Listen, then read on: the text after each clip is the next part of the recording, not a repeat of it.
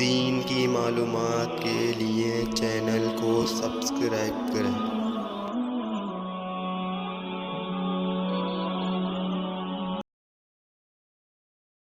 نحمده ونصلي على رسوله الكريم أما بعد. عن زيد بن أرقم رضي الله عنه قال أصحاب رسول الله صلى الله عليه وسلم: ما هذه الأضاحي يا رسول الله؟ قال: سنة أبيكم إبراهيم عليه الصلاة والسلام. قالوا: فما لنا فيها يا رسول الله؟ قال: لكل شعرة حسنة. قالوا: فالصوف يا رسول الله؟ قال: بكل شعرة من الصوف حسنة، أو كما قال عليه الصلاة والسلام.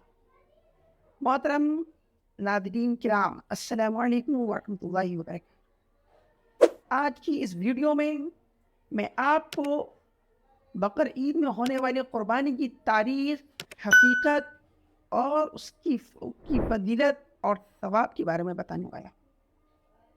حضرت زید بن ارقم رضی اللہ عنہ روایت کرتے ہیں کہ ایک مرتبہ صحابہ اکرام رضی اللہ عنہم نے نبی کریم صلی اللہ علیہ وسلم دریافت کیا: ما هذه الاضاحی یا رسول اللہ؟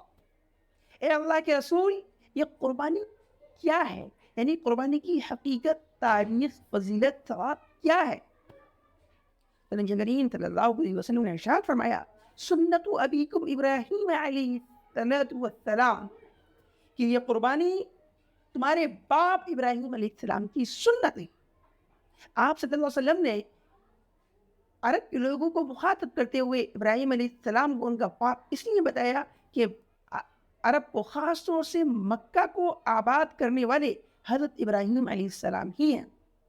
حضرت ابراہیم علیہ السلام اپنی بیٹی اسماعیل علیہ السلام کو وہاں چھوڑ گئے، اور مکہ کے اندر جتنی آبادی ہے ان میں سے زیادہ تر حضرت اسماعیل علیہ السلام کی اولاد، اس لیے فرمایا کہ تمہارے باپ ابراہیم علیہ السلام کی سنت۔ صحابہ کرام نے پھر دوبارہ دریافت کیا: فما لنا فیہا یا رسول اللہ، کہ اے اللہ کے رسول، اس میں ہمیں کیا ثواب ملے گا؟ تو آپ صلی اللہ علیہ وسلم نے ارشاد فرمایا: بکل شعرۃ حسنۃ، کہ قربانی کے جانور کے ہر بال کے بدلے ایک نیکی ملے گی۔ صحابہ کرام نے دوبارہ دریافت فرمایا: فالصوف یا رسول اللہ، اے اللہ کے رسول صلی اللہ علیہ وسلم، دمبا اور وہ جانور جن کے اندر بال نہیں بلکہ اون ہوتا ہے، اس میں ہمیں کیا ثواب ملے گا؟ اس کا کیا معاملہ ہے؟ تو نبی کریم صلی اللہ علیہ وسلم نے ارشاد فرمایا: بکل شعرۃ من الصوف حسنہ، کہ اون کے ہر بال کے بدلے بھی ایک نیکی ملے گی۔ یعنی اون کے اندر جو ریشے ہوتے ہیں وہ بال کے مانندے، اور ہر ریشے کے بدلے، ہر بال کے بدلے ایک نیکی ملے گی۔